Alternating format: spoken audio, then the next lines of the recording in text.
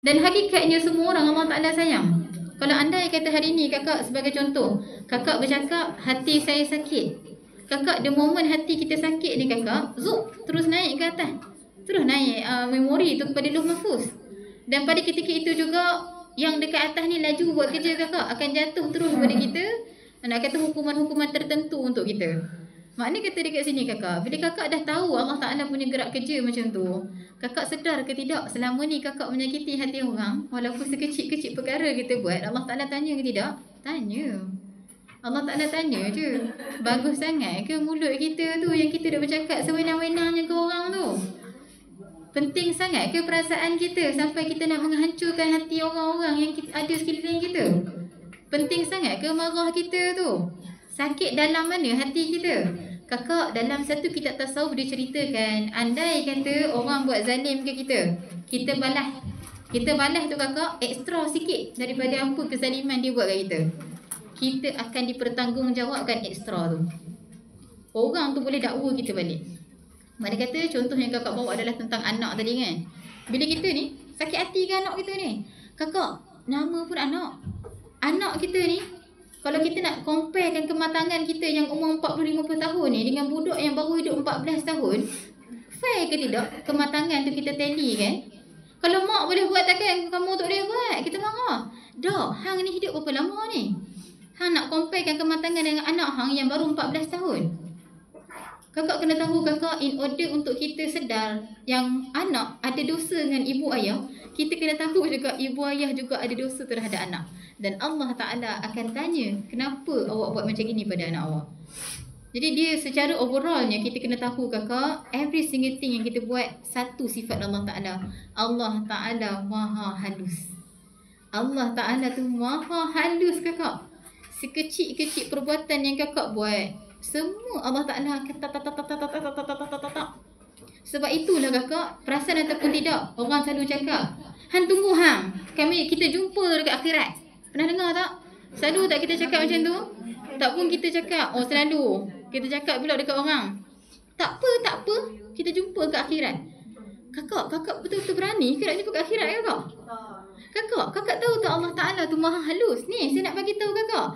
Sebab tu saya khabar, belajar kenal Allah Ta'ala. Kakak, sebagai contoh, kakak ada masalah dengan saya, kita dulu pergi jumpa Allah Ta'ala. Saya dakwa kakak dakwa saya depan Allah Ta'ala. Allah Ta'ala akan tengok kita punya profil. Pada ketika itu, macam mana keadaan hati kita, macam mana sebenarnya kita boleh buat baik ke tidak, tapi kita memilih untuk buat jahat. Kita buat, nak kata menzalimi orang, kita tinggikan suara sebabkan kewarasan kita ataupun sebab nafsu kita, semua akan dikira-kira. Takut kakak, kita nak dakwa orang, last sekali kantoi depan Allah Subhanahu Wa Taala yang buruknya kita. Kakak nak jawab apa? Kakak ingat kakak selamat ke? Saya sebut tentang Allah Ta'ala maha halus ni pun, takut ni, bergetar hati ni, takut. Sebab apa tau?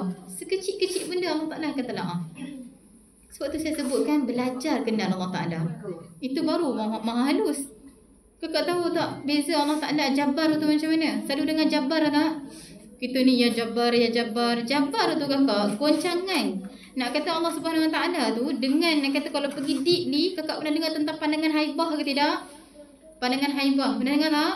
Tak pernah dengar. Dulu-dulu dalam kitab Mukhasyafa Al-Qulub karangan Imam Ghazali Qaddasallahu sirrah, maka diceritakan tentang alam ini dahulunya adalah seketul permata, diamond. Diamond tu keras ke tidak? Antara batu yang paling keras adalah diamond. Tak boleh potong pakai besi, kena potong pakai air. Air kena potong pakai air sebab sangat-sangat keras. Dan Allah Ta'ala pandang dia dengan pandangan haibah, cair. Diamond sekeras-keras tu cair kakak. Tu yang jadi air dekat kita. Sebab itulah dalam satu hadis dia sebutkan dunia ni perhiasan. Sebab ambil kisah tu lah, ambil kira kisah tu. Dunia ni memang perhiasan. Allah Ta'ala pandang cair diamond. Kakak rasa kalau Allah Ta'ala pandang kakak jadi macam mana? Kalau Allah Ta'ala pandang pandangan haibah, tak selamat pun kakak. Tak selamat pun. Jadi anak kulihan, nasihat saya yang fakir ini, satu perkara, nak bercakap tu, takutlah Allah Ta'ala yang maha halus. Nak buat tu kakak, walaupun sekadar, sebagai contoh kita kan perempuan, tak cakap ke orang saya lah, pek sepoknya orang. Seronok cubik lah orang ni sikit. Siapa tu tengok sikit kawan-kawan kita yang perangai macam gitu. Tapi nak beritahu Allah Ta'ala tanya ke tidak tangan yang cubik tu nanti? Tanya. Allah Ta'ala tanya. Sudah Allah Ta'ala tanya hang. Awak cubik aku. Gitu. Allah Ta'ala tanya ke yang kita jalan-jalan. Abang lah ni. Tepuk belakang suami kita. Berdebuk bunyi. Allah Ta'ala tanya ke tidak tanya? Whoever kakak. Siapa sahaja yang ditakdirkan masuk dalam kehidupan kita, hati dia kita buat monyet-monyet tu, Allah Ta'ala akan tanya, macam mana kau buat pada hati kekasih aku? Faham tak kakak? Satu last but not least, satu kisah yang boleh saya bawakan adalah Nabi Allah Musa AS pernah beritahu Allah Ta'ala, ya Allah Tuhanku, hamba engkau ni ingkar, hancurkan mereka. Tak dengar cakap ni, tak sembah Allah Ta'ala. Allah Ta'ala kata, Nabi Allah Musa kata apa? Hancurkan mereka. Waktu tu Allah Subhanahu Wa Ta'ala kata apa? Wahai Musa, ambil tanah tembikar ni, buat macam lebih kurang kat sini panggil labu sayung. Lebih kurang labu sayung lah. Tak adalah Nabi Musa buat labu sayung apa ni. Lebih kurang macam tu lah. Buat tembikar. Waktu tu dia perintahkan, jaga baik-baik sayang tembikar tu 40 hari 40 malam. Nabi Musa buat ke tidak? Nabi Musa buat. Nabi Musa buat, tidur dengan tembikar, jaga polis elok-elok, tak. Cukup 40 hari 40 malam Allah Ta'ala panggil menghadap. Bila panggil menghadap, Allah Ta'ala kata apa? Wahai Musa, pecahkan. Nabi Musa terpihak. Dia kata apa? Ya Allah Tuhanku, aku buat tembikar ni dengan tangan aku, ya Allah. Aku sayang dia, aku jaga dia, aku polish dia, aku percantikkan dia. Selepas 40 hari 40 malam kau suruh aku hancurkan, ya Allah. Dan Allah Ta'ala jawab balik, macam tu juga hang suruh aku hancurkan makhluk aku. Ni makhluk-makhluk aku ni, aku jaga, aku buat mereka dengan tangan aku. Kekuasaan Allah Ta'ala. Aku jaga mereka setiap inci kehidupan mereka. Ingkar macam mana pun mereka tetap makhluk aku. Nampak tak? Allah Ta'ala tu sangat penyayang. Sangat penyayang. Sebab tu pelik kalau kita kenal Allah Ta'ala, kita tak jatuh cinta dengan Allah Ta'ala. Benda tu benda yang sangat-sangat pelik. Jadi dalam kisah ni juga kita kena faham, jangan down kalau kita ni banyak berdosa. Jangan down. Allah Ta'ala sayang je ke kita. Tapi jangan pula mentang-mentang disayangi, buat dosa tantang-tantang dah. Elok tak ada tanduk guling-guling, pusing-pusing tau. Sebab Allah Ta'ala sayang. Jangan gitu. Don't take for granted. Boleh menjawab soalan tak? Boleh, insya-Allah. So, sebelum buat apa-apa, fikir dulu. Allah Ta'ala suka ke tak? Allah Ta'ala marah ke tak? Tapi jangan pula anak-anak ni mentang-mentang saya mention tadi, balik beritahu mak dia pasang kat TV. Ustazah yang kata, ingat mak, anak ada dosa kat mak. Mak apa ada dosa kat anak tau? Gitu. Dia buat status pula. Macam tu. Boleh je. Cuma nak bagi tahu majoriti kat sini mak-mak, kita kena faham juga perkara tu. Kita pun ada dosa dengan anak-anak kita. Boleh Jadi sayang anak. Dan pula muzik pun betul-betul menggamit. Okey, tengok pada buku surat 2 tu sikit lagi kakak. Qala Rasulullah sallallahu alaihi wasallam, laisa lil ibadi salatu illa ma uqilu fiha. Telah bersabda Rasulullah sallallahu alaihi wasallam, tidak ada bagi hamba itu sembahyang melainkan apa yang ia faham dan apa-apa yang terdapat dalam sembahyang. Kakak nampak tak? Sebab itulah kakak saya pesan, solat jangan bawa masalah. Sebab disebutkan dekat sini, Nabi sebut seorang hamba tu akan dapat pada solat dia tu apa yang dia bawa. Kalau kakak bawa masalah, habis solat selesai tak masalah kakak? Tak selesai pun. Betul kakak solat dapat apa kakak? Dapat apa? Dapat penat. Tu yang ada antara kita yang malas nak solat. Kenapa malas nak solat? Sebab kakak tak rasa nikmat solat kakak. Kakak tahu tak, solat tu kakak adalah waktu yang paling dekat dengan Allah Subhanahu Wa Taala. Solat tu kakak, kalau kakak hudur dapat hati yang sedar, hati yang hadir dengan Allah Subhanahu Wa Taala, bangkit daripada sujud pun kakak tak mahu kakak. Tapi kenapa kita bersegera solat macam ayam patuk beri? Kenapa? Sebab kita tak rasa pun siapa yang kita tengah sembah tu.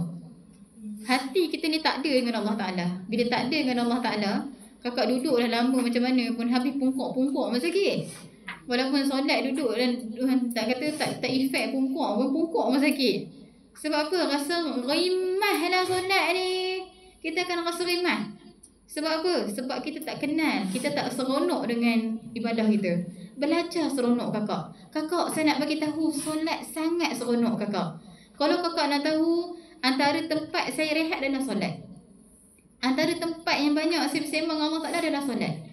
Tapi kakak dobekkan juga dekat situ. Kita nak rasa feeling dalam solat, mulakan daripada wuduk. Mulakan daripada wuduk dulu. Wuduk kakak kena start dulu. Kakak basuh tangan, basuh anggota wuduk tu kakak, dobekkan dekat situ. Doa setiap anggota. Start solat tu, nak jaga penghayatan solat, start daripada wuduk. Dapat tak? Start daripada wuduk balik. Kemudian dobekkan dekat situ, doa pada setiap anggota. Doa pada setiap anggota wuduk. Muat tak? Kalau ni depan sikit lagi kawan-kawan kita duduk. Depan sikit tak kau? Saya dah makan kuih, saya tak makan awak. Depan sikit. Takut no, Ustazah ni macam menyeramkan je. Okay, boleh. Kita bagi kat kau. Nak tahu tak? Dia adalah sunnah tau. Sunnahnya adalah dalam satu majlis, kalau kita nampak kawan-kawan kita dah baru main, kita beranjak-beranjak bagi dia duduk. Maka berbahagialah sebab kita dah ikut sunnah hari ni. Mudah-mudahan Allah Ta'ala sayang kita. Allah Ta'ala kasih kepada kita. Boleh tak apa je, depan je sayang. Nanti yang belakang boleh ni. Okay, boleh Okey, dah pada solat, yang pada wuduk. Maka pada permulaan kita nak wuduk, kita buat apa? Kakak nak stand ke kakak? Ni ada stand ni, kakak ni tak guna, kakak nak guna. Stand dia lenguh tangan. Pusingkan. Ya. Sekejap Yang Kak Safa pandai tak? Boleh. Letak secara berdiri dulu. Dah sini sayang. Berdirikan dia. Betul nanti baru pusing dia. Tapi tak nampak pula belakang. Nampak kan? Tu. Kamera cuba try pasang belah atas. Nampak lubang? Saya rasa tak bawa pula stand itu lagi.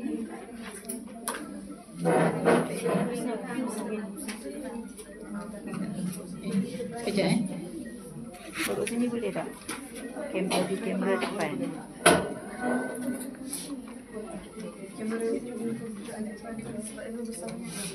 Dia ada kamera depan ni tak?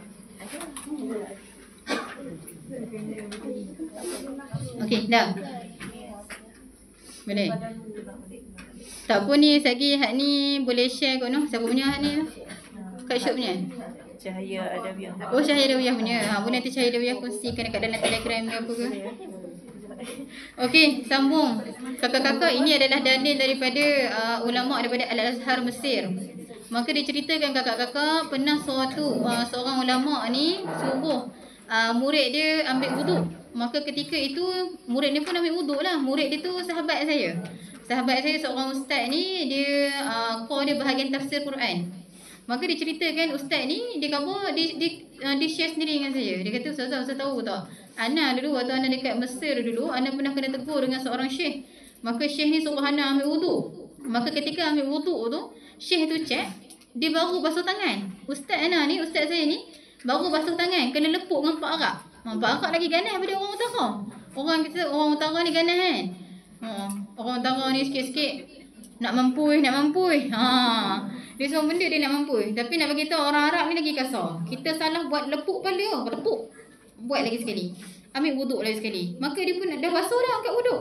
Sampai dia kata waktu mula tu, dia basuh tangan. Dengar. Dia basuh tangan tu. Kemudian dah elok dah. Kena lepuk, kena ketuk kepala dia. Kemudian kata, apa salah aku ni? Mungkin basuh tu tak masuk celah-celah kot noh. Dia pun basuh tu, gusuk-gusuk dah celah-celah ni. Kena ketuk juga. Maka last kali dia tanya kan, ya Syekh, ajarkan aku ambil wuduk. Itu adalah adabnya. Kalau anda kata guru suruh kita buat sesuatu, jangan memandai-mandai. Sebenarnya guru ni bila dia suruh kita buat sesuatu, dia nak ajarkan kita sesuatu. Faham ke tidak? Especially kalau guru kita ni guru pembimbing kerohanian. Dia bukan suruh awak buat benda tu untuk nak tengok awak palatau kat situ, buat pandai. Tak. Dia akan uji awak untuk dia mengajarkan sesuatu pada murid dia. Maka pada ketika itu bila sahabat saya ni kata, ya Syekh, dia kata ajarkan aku cara ambil wuduk.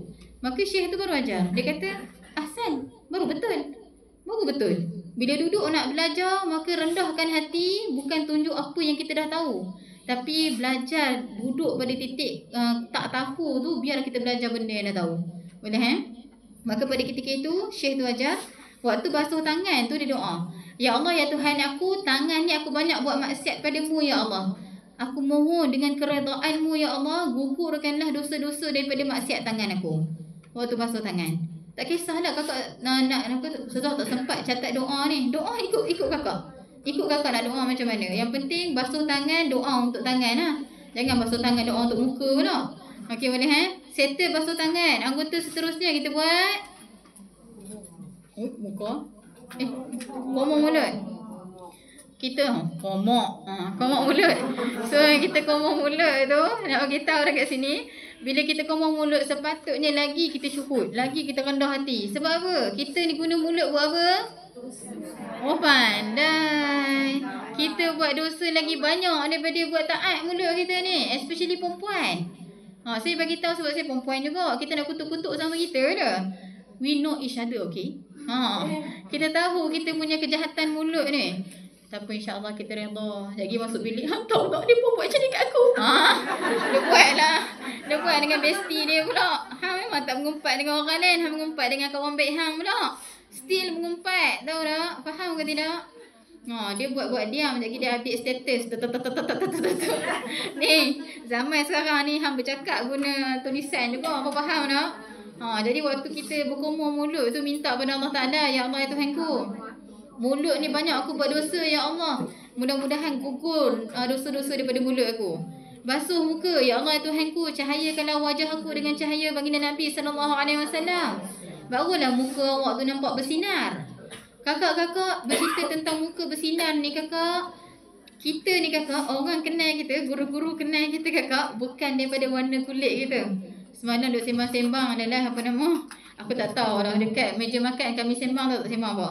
Tak mau makan kicap, takut kulit hitam. Waktu yang seorang tu lagi, Kak Sheila kata apa? Oh saya ni kulit memang hitam.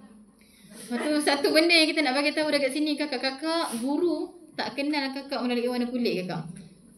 Especially guru-guru kerohanian ni kakak. Kakak tahu tak, bila kita menghadap musyid kakak, ada cahaya yang akan ikut kita. Ya. Satu benda, saya ingat dulu, apa nama, ada satu puak ni, mereka kaji tentang cahaya-cahaya yang keluar daripada perbuatan manusia.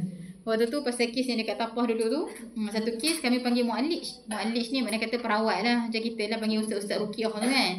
Maka saya jalan daripada jauh tu, dalam gelap.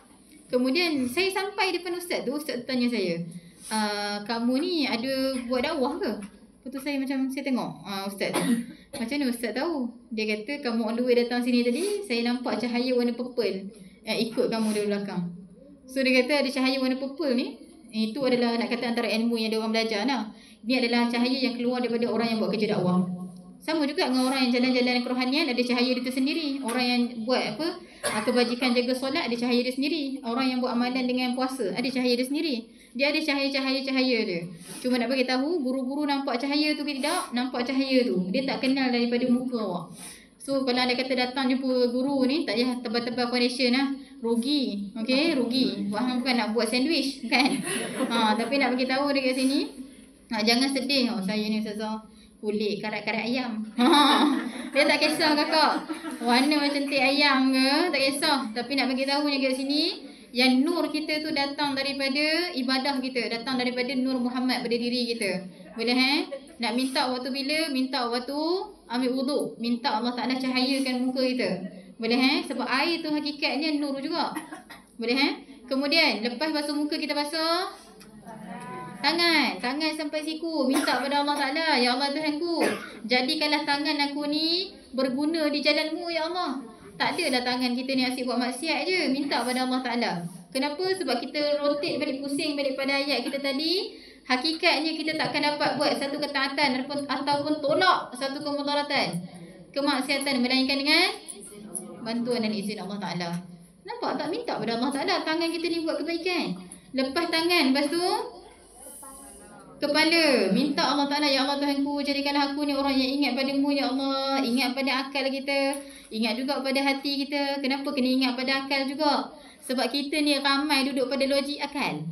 Siapa dekat sini yang kerja dalam bidang korporat? Siapa yang dekat sini yang nak kata cikgu-cikgu sekolah? Siapa dekat sini yang nak kata kita bekerja dekat bahagian eksekutif. Makna kata kita ni duduk pada bahagian orang yang kuat logik akal. Bila kita kuat logik akal, hati kita tengah ingat pada Allah Ta'ala ni. Otak kita ingat minit meeting. Ini sebut tudu. Dah ada dalam otak kita dah. Jadi sebab itulah minta pada Allah Ta'ala, otak kita ni ingat pada Allah Ta'ala sahaja. Selepas kepala basuh telinga. Telinga ni pun banyak juga kita buat maksiat. Sebagai contoh, duduk sini ni. Orang sana mendapat, kita pun dekat sikit tapi tak dengar.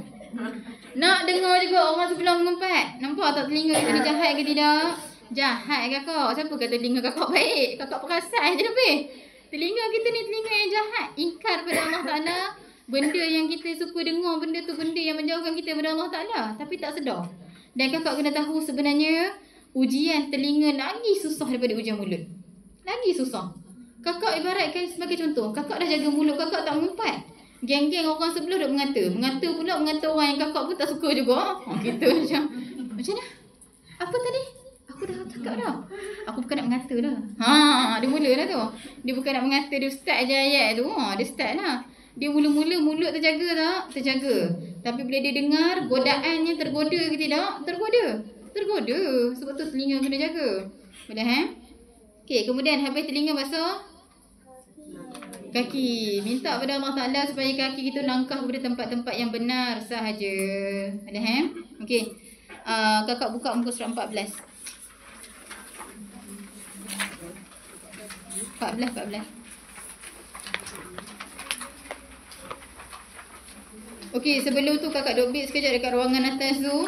Kakak, saya nak tanya kakak, solat yang kita buat saban hari ni kakak, syariat Nabi apa? Nabi Muhammad. Lagi? Jibril.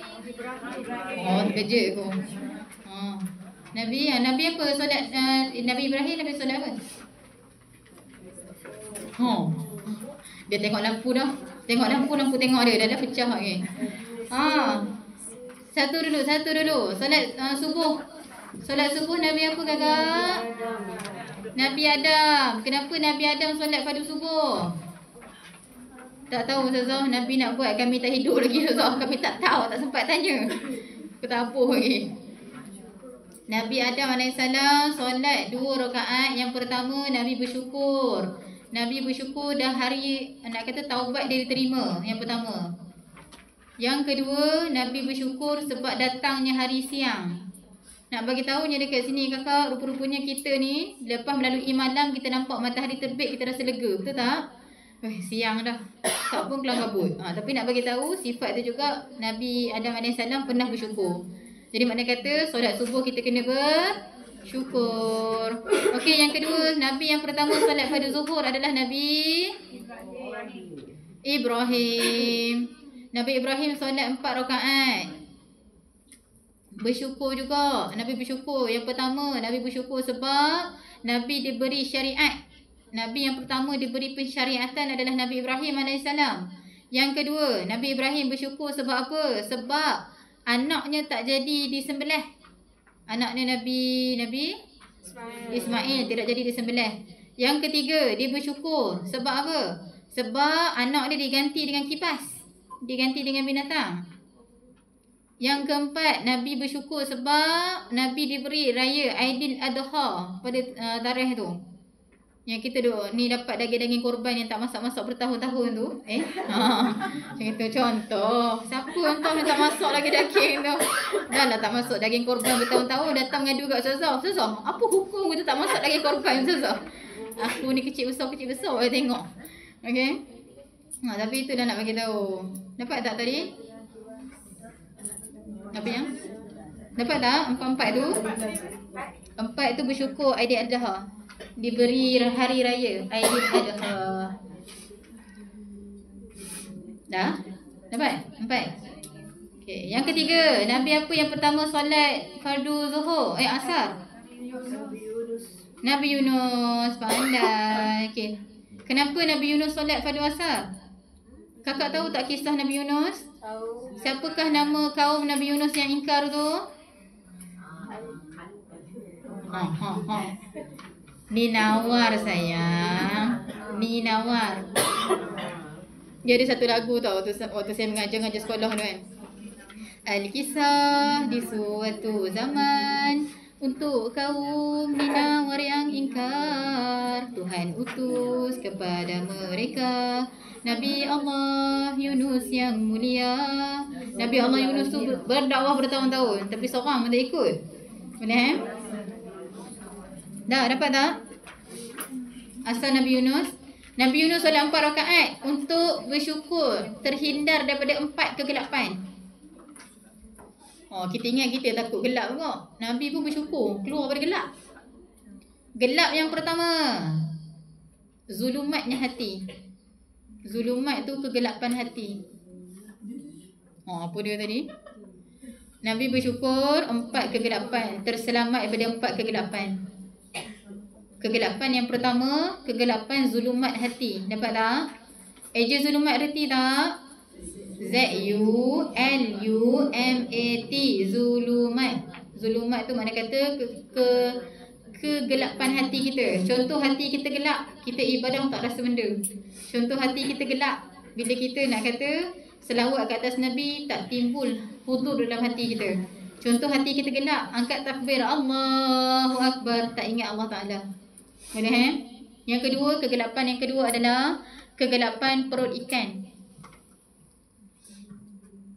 Ikan apa yang telan Nabi Yunus? Kanun. Ikan nun tu sekarang nama dia ikan apa? Ikan paus. Nasib baik. Dulu anak murid saya jawab ikan kerapu. Apa bukan tu? Dia kerapu kan ikan tu. Dia nasib baik tak tahu murid mana satu kodok, patah pinggang dia. Ikan kerapu dia baginya. Sedap juga nak ikan kerapu. Boleh 3 rasul pada. Sabar Ustaz. Hari ni kita menu apa tengah hari? Dah. Minta kalung mana? Tak kalung. Mana kalung? Tak main lagi. Esok dah main. Esok dah masak. Dia masak dengan ni dia tak main. Dia masak. Dah sampai mana? Entah kegelapan apa dah tu? Ikan. Yang ketiga. Yang betul yang ketiga. Kegelapan malam.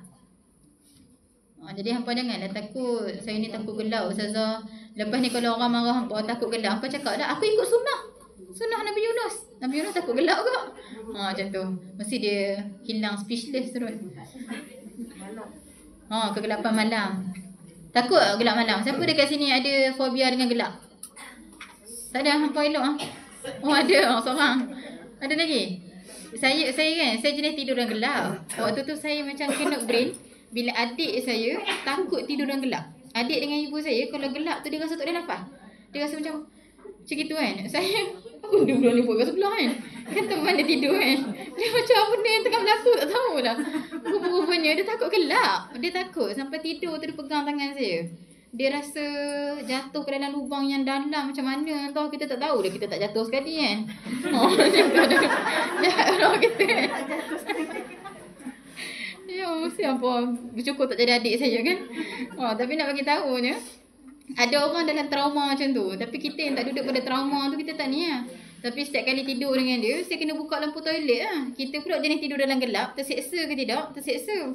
Itu yang tutup bantai kat atas kepala, landas sekali bangun awal. Sebab apa? Sebab sesak nafas, kita ingat kita meninggal dah. Bangun. Tak, hidup lagi dah.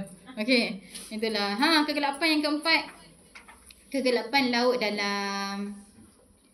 Kenapa laut ni semakin dalam semakin gelap, semakin dalam semakin gelap, dan tak ada ikan paus yang berenang dekat atas surface kakak. Dia akan berenang masuk dalam. Jadi bila dia masuk dalam 40 hari 40 malam Nabi Allah Yunus duduk dalam kegelapan. 4 kegelapan Nabi Allah Yunus duduk.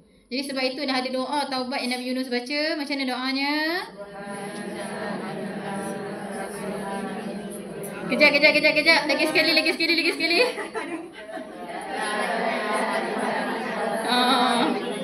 Nasib baik.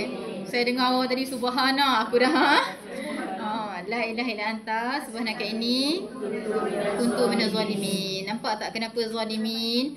Sebab yang zalim ni kita kakak. Allah Ta'ala bagi peringatan ke tidak? Bagi. Yang tak buat, yang tak terima peringatan tu siapa? Kita. Siapa yang zalim? Allah Ta'ala zalim ke kita yang zalim? Kita. Lepas tu duk sibuk tanya Allah Ta'ala, kenapa aku ya Allah? Aku rasa geram betul lah dengar. Nasib baiklah kita ni malaikat tak ada emosi tau tak. Kalau malaikat tu ada emosi, saya rasa lebam-lebam muka kita kena sepak kan. Sebab apa tau?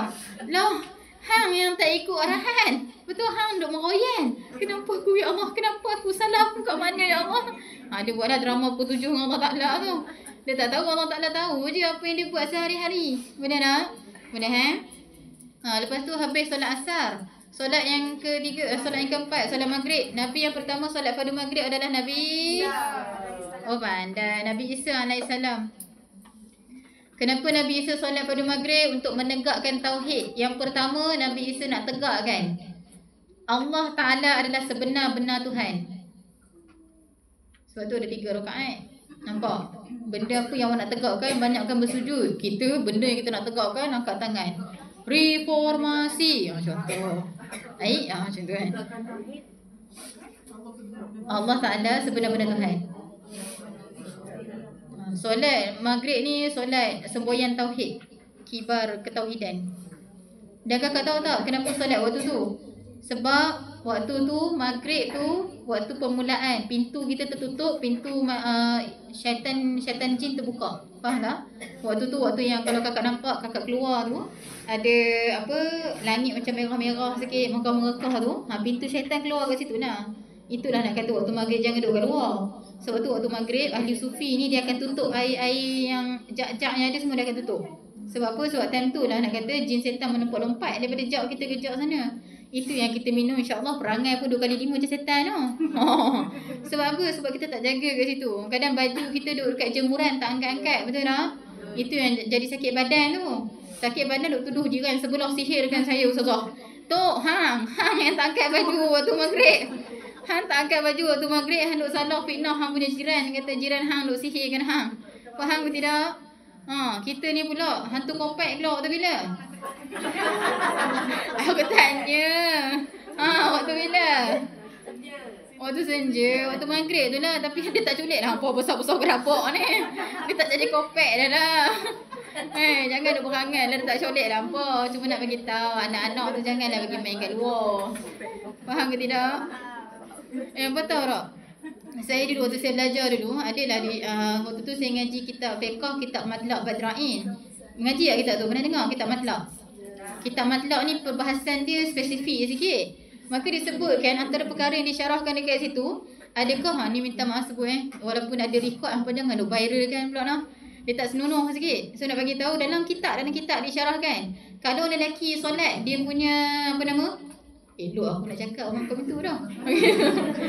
Elok nak kata waktu dia tengah solat dia punya batang tu berjuntai. Maka batal ke tidak solat? Itu satu. Tak, batal macam mana? Aku risau. Tapi itu dah dia tak batal dah, memang tak batal pun. Tapi sebab tu, tapi cumanya kalau anda kata minta maaf sebut batang tu panjang sangat, maka boleh membatalkan solat sebab dikira macam pergerakan yang besar. Boleh Sama juga dalam kitab juga disyarahkan tentang kopek yang nak kata terjuntai-juntai. Menghalun. Dok, saya ni waktu tu kan, aku macam confused. Macam mana kopek ni boleh terjuntai-juntai? Boleh berayun-rayun? Dulu betul. Ya Allah ya Rabbi. Saya pernah solat waktu tu solat bulan Ramadan, betul solat apa? Solat tarawih. Solat aku tak ingat dah ni. Solat tarawih. Saya ni waktu tu saya dekat Muar Johor. Mana orang Johor tadi? Cik Yati. Nak bagi tahu waktu tu saya tengah solat. Waktu tu sakit pinggang. Ada saya duduk lah kat belakang kan. Makcik tu pergi ambil wuduk. Nampak tak? Dia selok sangkut kat bahu. Saya kan. Waktu saya tak silap aku bulan Ramadan ni hantu kena ikat. Macam mana pula hantu kopek boleh terlepas ni? Aku ingat hantu kopek dah cerita dia. Dua-dua pula. Boleh sidai kat bahu. Sidai je gitu. Saya kan amazing. Saya tak tahu. Itu first time saya tengok apa tahu. Aku yang perempuan pun terkejut. Aku tak tahu lelaki dia tengok macam mana. Aku tak tahu. Tapi nak bagi tahunya agaknya terkopek gitu kan. Kita kan macam tak terfikir kan. Saya kan orang logik akal. Saya terfikir macam mana hantu kopek boleh sorok budak, mana muat kan. Dah kalau panjang macam tu, bukan kata budak muat budak muat. Aduh. Ya Allah. Tapi itulah dia. Cuma nak bagi tahu, andai kata kita tengah solat, kita punya breast tu terjuntai-juntai. Betul lah breast terjuntai. Terjuntai, nak bagi tahu batal ke tidak? Boleh batal. Boleh batal. Jadi mak-mak silalah pakai bra. Sila pakai bra. Kalau rasa tak selesa, sekarang ada seamless bra. Okey, tapi waktu tidur jangan pakai. Kenapa? Waktu tidur sebaiknya tak payah pakai apa-apa. Sebab waktu tu waktu untuk badan kita rest lah. Boleh Dan jangan pakai bra yang ada besi tu waktu tengah tidur. Boleh Dia boleh mengganggu struktur badan kita dan dia boleh mengakibatkan kakak tak selesa. Nanti struktur badan berubah ataupun affected lah. Boleh itulah dia. Hampa tahu pasal kes tu, kopek tu. Boleh sangkut kat ni apa tu? Aku tak tahu dah. Sampai mana tu sebab pasal kopek ni. Astagfirullahalazim. Salam maghrib. Mana datang maghrib siapa pakai kopek? Maghrib sebab ni merah-merah tu. Macam tu lah nak bagi tahu. Waktu tu dah setan-setan keluar. Hampa kalau ada air ni tutup. Okey, lepas ni air kita tutup. Waktu maghrib sebab tu kalau tengok dekat Terengganu ke apa, waktu maghrib semua orang masuk rumah. Orang tak keluar waktu tu. Boleh Kita orang KL je berjimba time tu. Kita waktu maghrib lah keluar. Okey, so tak molek lah time tu. Okey, yang kedua maghrib Maghrib yang kedua. Yang pertama tadi nak tentukan Allah Taala sebenar-benar Tuhan. Yang kedua, Nabi Isa nak bagi tahu yang dia bukan Tuhan. Nabi Isa nak bagi tahu perkara yang kedua, dia nak tegakkan aku bukan Tuhan. Dah. Yang ketiga, Nabi Isa nak tegakkan ibu aku bukan penzina. Sayyidatina Siti Maryam AS bukan penzina. Dah. Yang cukup tiga. Okey, kita pergi laju sikit. Solat fardu isyak. Nabi yang solat fardu isyak adalah Nabi Musa AS. Nabi Musa solat ni adalah simbol pengkhianatan. Mohon ampun atas pengkhianatan. Maknanya kata bila orang khianat kita kakak, banyakkan bersujud pada Allah Ta'ala. Sebab hakikatnya Nabi Allah Musa juga dikhianati. Yang pertama, siapa yang khianat Nabi Musa? Kaum dia. Kaum Nabi Musa yang mengkhianat Nabi Musa. You know what? Waktu saya pergi suluk, saya kan 10 hari. Saya memang tak kontak anak murid saya langsung. I was thinking that kalau saya keluar ni agak-agak murid-murid saya masih beriman pada Allah Ta'ala ke tak? Saya sama fikir macam tu tau. Sebab kita kan sibuk beribadah. Kita tak fikir, memang tak kontak anak murid langsung.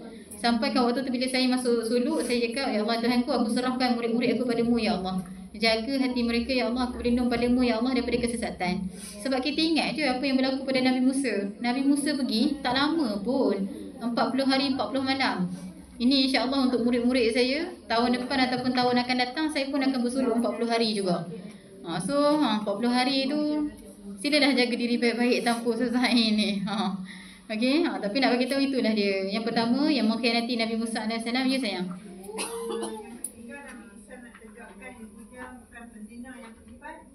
Solat maghrib 3 rakaat je sayang. Dia ikut berapa banyak rakaat. Boleh dapat Sekarang isyak pula Yang pertama kita nak Nabi Musa AS dikhianati oleh umat dia, kaum dia. Yang kedua, dia rasa dikhianati oleh Nabi Harun, sahabat dia. Abang saudara dia, lain mak. Dia ingat Nabi Harun macam tak jaga amanah dia lah, sebagai contoh kan. Sebagai contoh, saya sebelum saya pergi suluk, saya kata apa-apa boleh kontak kat Langan Syah sebagai contoh. Elok saya keluar, semua orang tak beriman pada Allah Ta'ala. Orang pertama yang saya marah kat Langan Syah lah. Sebab saya rasa dia tak jaga amanah dengan baik. Faham tak? Itu yang Nabi Allah Musa AS rasa terhadap sahabat dia, abang saudara dia Nabi Harun AS. Boleh Tapi sebenarnya Nabi Harun tak betray pun. Cuma yelah, siapa yang gamak tengok kaum kita keluar-keluar sembah lembu, patung lembu tu. Boleh Yang ketiga, isteri dia. Isteri dia pun tak ikut. Dia cakap, so kita ni, saya ni susah nak dakwah pada anak. Lah, anak Nabi pun tak ikut Nabi. Hang nak teriak-beriak dari seorang. Ujian memang setiap orang kan lalu benda tu. Kita sedih-sedih tapi itulah hakikat yang akan berlaku kakak. Itulah ujian kita. Walaupun kita seorang pendakwah macam mana pun, adakah kita mampu bagi nak kata hidayah kepada orang sekeliling kita? Tak juga. Dan yang keempat, anak dia. Anak Nabi Musa AS turut ingkar pada Allah Ta'ala.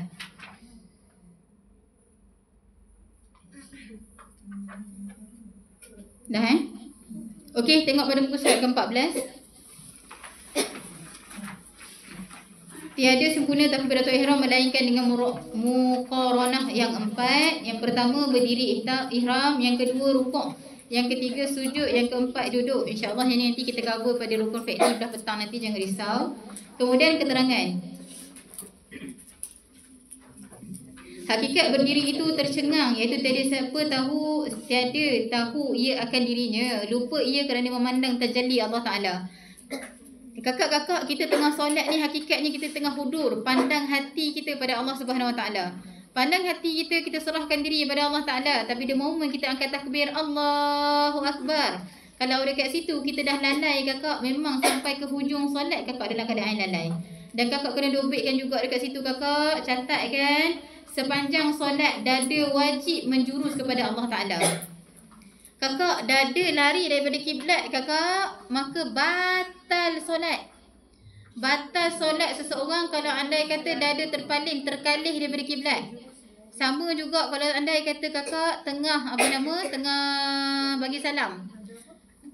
Dada wajib menghadap kiblat.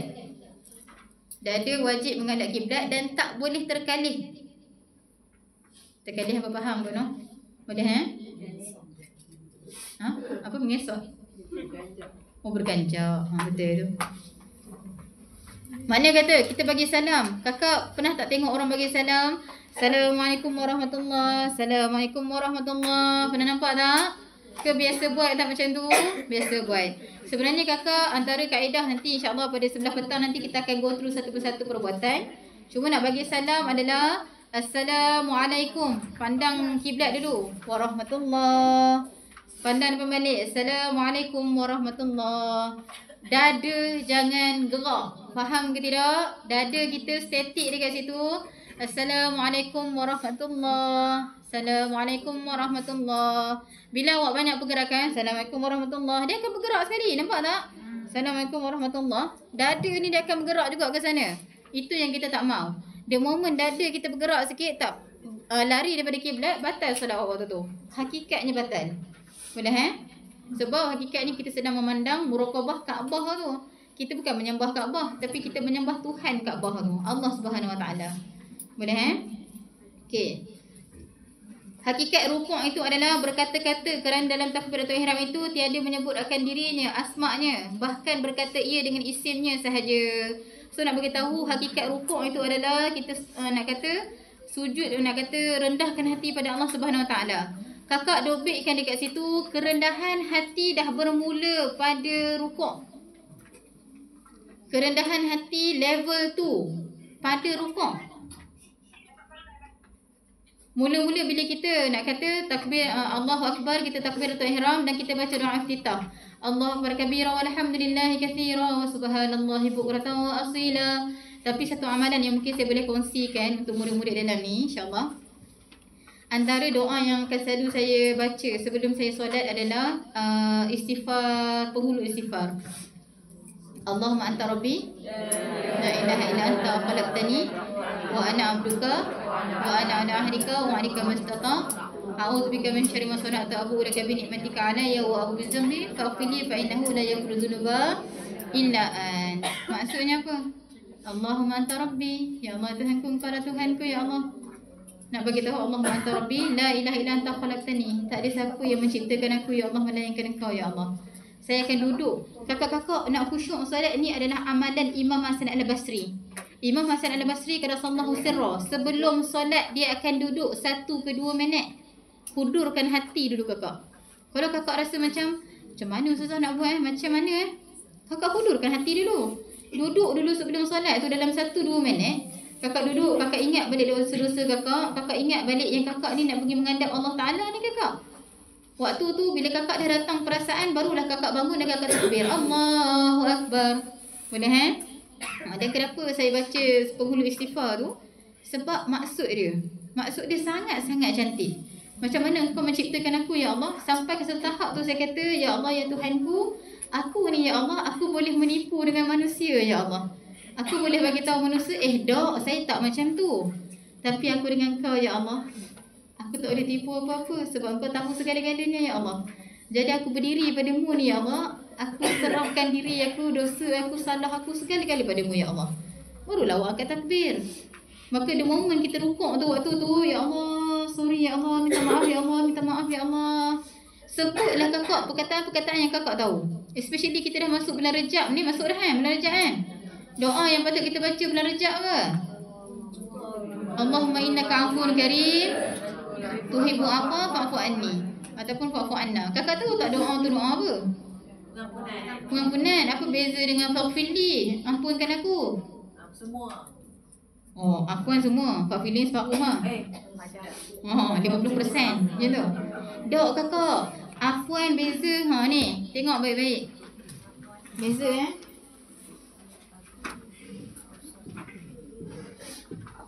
Nampak tak dosa?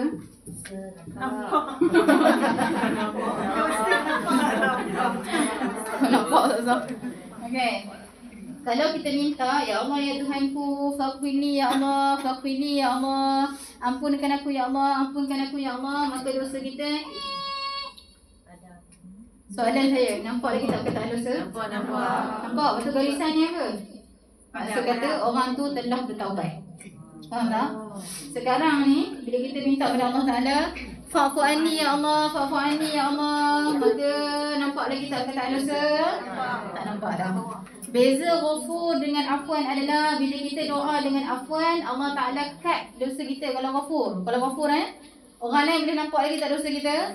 Boleh nampak. Dekat padang mahsyar akan di layar kan, semua orang nampak tidak dosa kita ni, semua orang nampak. Oh, kami pernah berzina punya tapi bertaubat.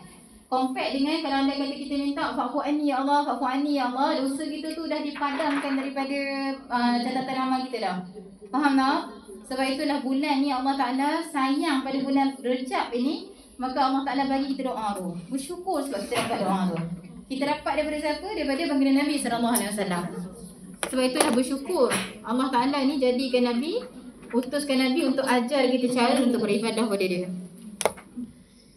Okay, sambung. Hakikat sujud tiada yang lain pada ketika solat melainkan Allah Ta'ala semata-mata. Yang Tariqah Naqsyabandi tuliskan dekat situ, hakikat sujud itu adalah wukuf qalbi.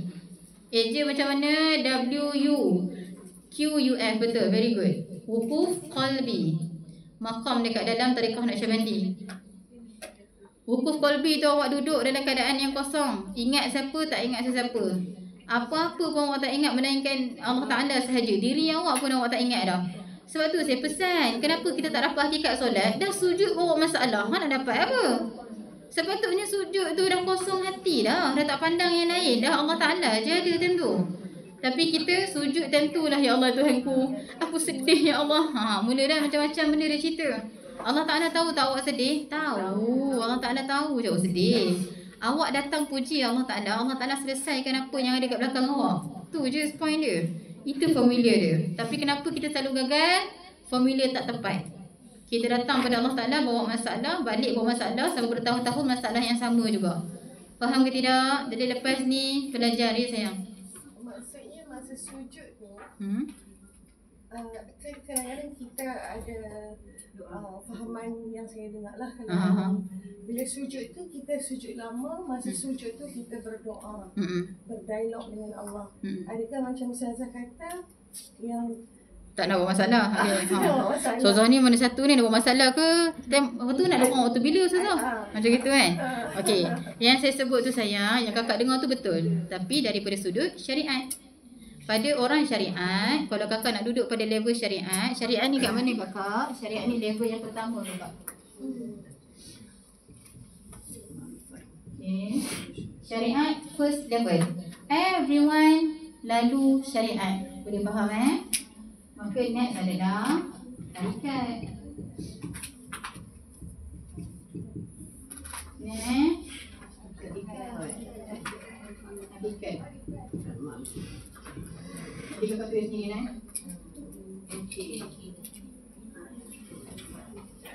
Modify. Bila kita duduk dekat level syariat, sayang-sayangku, kita akan beribadah. Ya Allah Tuhanku, bagilah aku pahala ya Allah. Ya Allah Tuhanku, aku ada masalah ni ya Allah. Aku ada masalah tu ya Allah. Ya Allah ya Tuhanku, aku ada ni, aku ada tu. Aku nak ni, aku nak tu. Betul ke tidak? Sebelum ni kita solat kat situ dah sayang pun. Sekarang ni, hari ni Allah Ta'ala sayang dekat kita. Allah Ta'ala kabur. Sampai bila nak jadi ahli syariat ni? Duduk dekat sikit dengan aku. Maka Allah Ta'ala bagi kita satu tariqah, satu jalan, dan kita beribadah kepada Allah Ta'ala sebagai seorang yang berhakikat. Hakikat apa? Hakikat kita ni hamba. Ya Allah Tuhanku, aku ni tak nak apa-apa solat ya Allah, aku nak puji kau je. Bila kita puji Allah Ta'ala kakak, sebagai contoh, kakak datang dekat saya, Ustazah, saya ni tak nak apa tau, saya nak dekat dengan Ustazah je. Saya sayang lebih tak? Saya sayang lebih. Saya sayang lebih sebab apa? Oh tak apa Ustazah, tak apa. Ustazah tak bagi apa-apa pun kat saya tak apa juga. Saya dapat duduk, tumpang sikit-sikit menjadilah. Nak kata kita sayang, tak sayang sebab murid kita. Nak kata dia tak ada nak apa-apa daripada kita, tapi dia nak at least menumpang, nak kata berteduh sedikit sahaja. Allah Ta'ala kakak, dia sayang kepada seorang hamba. Dan seorang hamba duduk dekat mana kakak? Seorang hamba duduk sini. Saya nak tanya kakak, siapa dekat sini ada maid orang gaji? Siapa ada orang gaji? Bukan maid buat kerja sendiri Ustazah, isteri misali. Macam tu. Apa dia? B40. Anusia ni dia. Alhamdulillah bersyukur B40. Siapa kat sini ada pekerja? Tak ada juga. Siapa kat sini? Siapa ada anak? Siapa ada anak? Semua ada. Anak tu boleh tu. Kakak, contohnya kakak suruh anak, abang pergi ambil air set kat ibu. Anak kakak cakap, do it by yourself, okay? Buat sendiri. Awak rasa apa kat anak? Dia ni waktu baby yang picit pun mampus. Dia buat ayat tu. Ayat kebangsaan ibu-ibu. Kalau mak tahu orang macam ni, waktu awak kecil pun picit bagi mati. Macam gitu kan. Contoh kita cakap. Sakit hati ke tidak? Sakit hati. Sebab apa? Sebab dia anak, kita mak. Betul tak? Sama juga kakak-kakak. Bila kita ni sebagai contoh lah, anak kita balik-balik goyang kaki. Mak, abang rasa kan mak kan? Warna ni tukar lah mak. Tak apa-apa, taste mak teruk betul. Contohnya kan. Kita ni budak ni insyaAllah. Tuhan doa ni kan. Tak nak budak ni. Nak bagi tahu kenapa? Sebab kelancangan adab dia anak kita mak. Faham ke tidak? Dia bagi tahu ni kat sini. Sebab tu nak sebut tentang adab. Hanya seorang hamba sahaja yang tahu adab dengan Tuhan. Bila kita duduk sebagai seorang hamba kakak, boleh ke tidak kita nak complain every single thing yang berlaku dekat alam kita? Boleh ke tidak kita nak tanya, ya Allah Tuhan tu kenapa aku? Loh, kenapa hang tak boleh dapat benda tu? Hang hamba aku.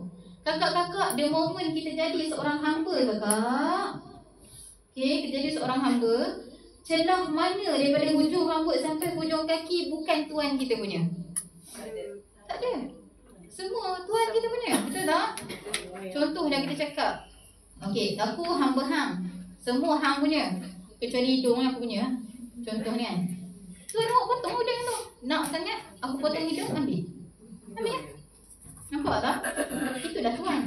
Tuhan berkuasa di atas makhluk.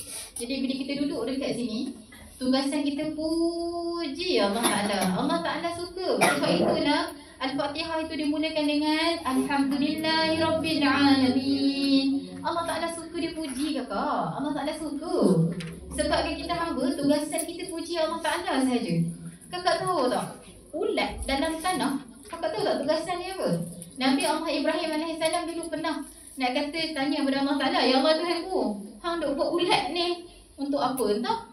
Kemudian ulat tu berkata, wahai Nabi Allah, aku ni Allah Ta'ala jadikan aku untuk berzikir kepada Allah Ta'ala, untuk memuji Allah Ta'ala. Alam puji Allah Ta'ala. Manusia, haiwan puji Allah Ta'ala. Tumbuhan puji Allah Ta'ala. Yang tak puji Allah Ta'ala tu siapa? Manusia je. Kenapa tak puji? Sombong. Benda yang sangat kelancangan adab kakak. Kakak nak tahu kelancangan adab kita sebagai manusia apa? Tak ada tangan. Ya Allah Tuhanku, berikanlah aku kereta baru ya Allah. Berikanlah aku rumah baru ya Allah. Ya Allah, nak kaya dah ni ya Allah. Langsir baru ya Allah. Langsir baru. Ya Allah Tuhanku, aku ni macam-macam dah lama aku guna ya Allah. Tukuh baru lah ya Allah. Dok, hang ni hamba ke orang Tuhan? Hang hamba ke hang Tuhan? Nampak tak sedarnya kita selama ni angkat tangan minta macam-macam ke Allah Ta'ala seolah-olah macam kita ni Tuhan. Kita decide every single thing untuk diri kita sendiri. Itulah bezanya kakak. Jadi hamba Allah, hamba dengan kita duduk sebagai orang yang tak kenal Allah Ta'ala. Faham tak? Sebab tu bila kita duduk bersujud pada Allah Ta'ala tu, ibaratkan macam kita lah. Cuba kakak bayangkan, kakak rasakan satu ketika dalam satu keadaan kakak, kita ni adalah hamba yang Allah Ta'ala tengah pandang tepat pada diri kakak. Kakak cuba bayangkan kakak, malam tadi kakak buat dosa kakak, tapi Allah Ta'ala tak zahirkan pun. Tak ada pun saya nampak, oh orang ni buat maksiat tadi ke lagi nampak maksiat-maksiat. Oh, saya tak nampak demi Allah kakak, betapa sayangnya Allah Ta'ala pada kita. Tapi nak bagi tahu je dekat sini, kita masih lagi tak nak jadi hamba. Poinnya adalah jadi hamba tu je. Poin jadi hamba je. Bila kita ada momen kita jadi hamba Allah kat sini, maka waktu tu lah tak ada masalah. So kalau tanya saya, Ustazah, yang mana satu nak kena buat? Kalau awak duduk pada posisi awam, dia bersyariat, boleh je. Waktu sujud tu minta macam-macam pada Allah Ta'ala. Tapi kalau nak duduk pada level hakikat, duduk tu puji Allah Ta'ala. Puji Allah Ta'ala, Allah Ta'ala bagi demi Allah. Demi Allah kakak. Satu kisah yang mungkin boleh saya kongsikan kakak. Waktu suluk baru-baru ni. Suluk baru-baru ni kan makanan dijaga. Kami tak boleh makan makanan berdarah. Jadi kalau boleh makan makanan veggie je lah kan. Dan orang yang masak bukan kami masak. Tugasan kami berzikir je. Saya ni jenis orang yang suka pisang sebenarnya. Jadi ni sebenarnya Allah Ta'ala yang maha tahu betul-betul pada saya. Sungguh demi Allah. Saya ni teringin nak makan pisang. Saya ni memang suka makan pisang. Waktu tu saya duduk dalam kelambu saya, maka saya tanya kepada Allah Ta'ala, ya Allah Tuhanku, aku baca ni ya Allah, engkau menyahut sesiapa sahaja yang menyuruhmu ya Allah. Kita panggil Allah, Allah, Allah, Allah. Allah Ta'ala hakikatnya menyebut, ya awak siapa? Anak apa? Awaknya. Allah Ta'ala tanya je. Suara je tak dengar. Kalau dengar insya-Allah meninggal awak. Tapi nak bagi tahu Allah Ta'ala sahut, panggil nyaut tak kita, nyaut je. Kemudian saya tanya satu soalan kepada Allah Ta'ala, ya Allah Tuhanku, kalaulah engkau ni menyahut segala seruan ya Allah, aku ni zikir padamu tadi ya Allah dengan penuh kelalaian, kau terima ke tak ya Allah? Kau sanggup ke tak agak-agak ni ya Allah? Kemudian tiba-tiba opah tun tu datang kat kelambu saya. Ain, dia suka menyanyi sikit. Ain, ni Allah Ta'ala sayang kan ini. Kenapa apa? Ada orang hantar goreng pisang. Saya baru sebut pagi tadi, saya nak makan goreng pisang ni. Orang hantar. Orang suluh hantar goreng pisang. Waktu tu saya duduk depan tu, saya nampak goreng pisang. Memang kita teriak lah cerita dia. Memang kita teriak kat situ. Sebab apa? Saya baru tanya Allah Ta'ala. Allah Ta'ala terima tak saya hina ni sebut nama dia? Dan hakikat dia terima tak? Dia terima ke kak? Saya minta tak pisang? Saya tak minta. Saya puji dia je. Saya puji Allah Ta'ala. Tarik tasbih Allah. Ya Allah, wahai Tuhan yang maha baik. Tarik lagi Allah, wahai Tuhan yang maha berkuasa. Tarik lagi, wahai Tuhan yang maha sempurna. Tarik lagi, wahai Tuhan yang maha segala-galanya. Tarik lagi, wahai Tuhan, aku hamba-Mu ya Allah, Engkau Tuhanku ya Allah. Puji dia, tugasan kita puji dia. Tapi dia bagi ke tidak kakak? Ya Allah ya Rabbi kakak, macam-macam nikmat Allah Ta'ala bagi pada saya pada ketika itu. Sampai saya tadah tangan, ya Allah ya Tuhanku, tarik sekali anak murid aku ya Allah. Bagi dia orang rasa juga macam mana nikmatnya Allah jadi hamba-Mu ya Allah. Panggil mereka ya Allah, bagi dia orang rasa juga macam mana nikmat ya Allah. Takut berjauhan daripada-Mu ya Allah. Bagi dia orang rasa juga ya Allah, macam mana rasanya ya Allah bersujud dalam keadaan yang dia kenal Kau ya Allah. Nak bagi tahu je pada ketika itu sangat-sangat. Dan semalam, sampai tahu semalam, saya ni ya Allah ya Rabbi, balik daripada suluk, saya tak makan apa-apa langsung. Saya Allah tak ada takdirkan, saya tak ada selera. Saya tak ada selera langsung. Daripada balik suluk, saya keluar petang, malam tu saya tak makan, saya minum air seteguk. Esoknya saya tak makan, Kak Aziz tanya saya, Ustazah nak makan tak? Kami nak beli makanan. Saya kata tak apa, saya belum ada selera, saya balik suluk. Saya tak ada selera. Malam kakak, Allah tak ada takdirkan hantar anak murid saya daripada Penang kat Syut. Masukkan laksam untuk saya. Saya tengok dia hantar gambar laksam tu, lalu kat tekak. Rasa macam dipeluk oleh Allah Ta'ala. Makan tu nak teriak, tapi depan murid-murid takut cerai je kuah tu lagi. Kita tak teriak lah. Tapi nak bagi tahunya, saya minta tak laksam? Saya tak minta. Saya cuba bagi tahu Allah Ta'ala, tak apa Allah Ta'ala, aku ni belum ada selera lagi. Aku redha ya Allah. Kau nak bagi aku makan ke tak bagi ke? Dan saya tak minta pada Kak Syut pun. Saya tak minta pun esok saya nak keluar suluk, tolong masakkan saya makan makanan ni. Tak ada pun. Dan semalam juga anak murid saya Kak Nur Farizah gorengkan nasi goreng. Dia tanya, Ustazah suka makan apa? Saya kata saya suka makan nasi tumbuk-tumbuk orang tua tu dengan gaul ni ikan goreng. Nasi goreng buah ikan goreng kan? Saya suka hak tu je. Itu je saya suka. Sanggup masak. Nak bagi tahu, saya minta tak? Saya tak minta kakak. Kerja saya adalah saya puji Allah Ta'ala. Tapi Allah Ta'ala bagi ke tidak? Bagi. Sebab tu saya kata kat kakak, jadi hamba Allah Ta'ala tu nikmat kakak. Jadi hamba Allah sangat seronok. Saya tak uruskan apa-apa dalam hidup saya. Segala-gala hal saya surah pada Allah Ta'ala. Saya cuma nak jadi hamba dia sahaja. Okay, menjawab soalan tak? Jadi Allah Ta'ala seronok. InsyaAllah seronok. Dia hamba Allah Ta'ala ni bukan macam hamba orang. Hamba orang dia take for granted. Hang hamba aku, maka kita pun buatlah sewenang-wenang daripada orang lain. Betul tak? Tapi hamba Allah Ta'ala ni dia lain. Sebab Allah Ta'ala panggil Nabi dia pun hamba dia juga. Allah Ta'ala panggil baginda Nabi SAW adalah hamba aku juga. Boleh Okey. Tengok pada muka surat sebelah 15. Kita pergi laju sikit.